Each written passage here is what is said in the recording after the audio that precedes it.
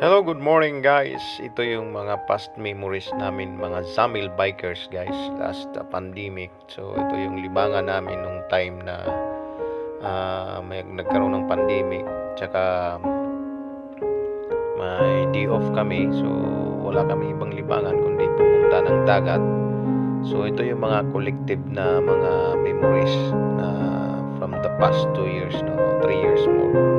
So yung ibang mga kasamahan namin dito guys nag-exit na sa company, yung iba bumalik, and then ginather nila yung mga photos namin, mga videos namin ng mga nakaraan, pinagsama-sama. Mayroong isang kasamahan namin dito na nag-organize, and then ginawa namin ng video, no. Ito yung mga yan, kumakain kami dun sa dagat, so dalampasigan ng kapsa yan. So ito yung mga masasayang memories na yung ibang mga kasamahan namin dyan wala na, sa ibang company na, nasa ibang bansa na, ibang lugar na. So guys, if you want to be happy guys, do not dwell in the past, do not worry about the future, focus on the living fully in the present. So memories is just a memories. You have to recognize kung sino yung mga nakakasama natin in the past. So i-treasure lang natin guys yung memories natin. Let's keep it in our mind and heart kung sino yung mga nakakasama natin. Nagiging masaya tayo. Yan yung isa sa mga kasiyahan namin guys, na pag may day off kami na namimingwit kami, you know. It was in Danube, yung ano pa namin, yung camp pa namin, nasa Kunaini camp kami. So yung mga ibang mostly yung mga kasama namin dyan is nasa ibang company na, ng iba nasa Pinas.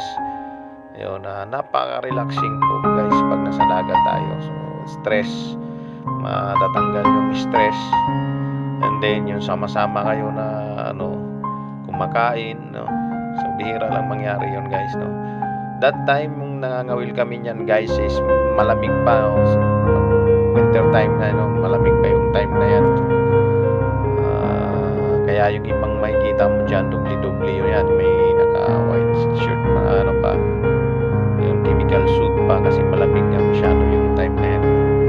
Ito naman, summer time to nangyari yata itong time na ito. Pa-summer na siya. So ayan guys, may nahuli po tayo dyan, isang malaking bakuko ang tawag nila doon. So hirap tayo dyan na yan, no?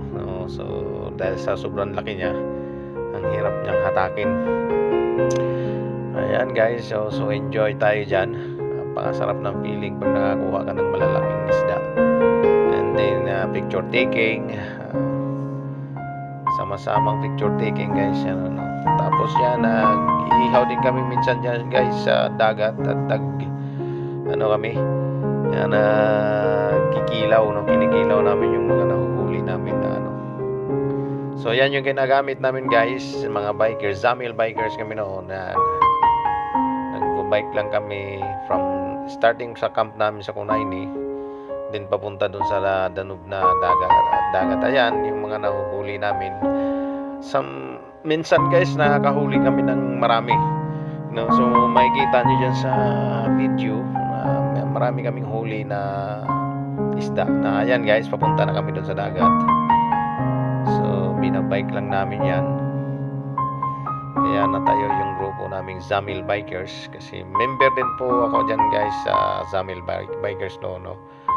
So ngayon medyo malayo na yung dagat natin guys, kaya hindi nakakayanay na magbabike na lang tayo doon. Dati kasi medyo malapit lang yung namin camp, mga 30 to 40 minutes lang rides by bike, nandun na kami sa dagat, no.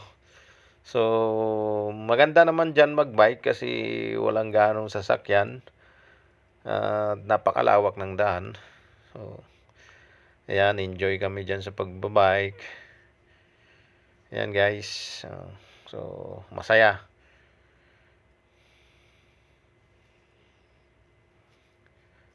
So shout out tayo dyan guys sa Zamil bikers, na ilan na lang ang natira, no.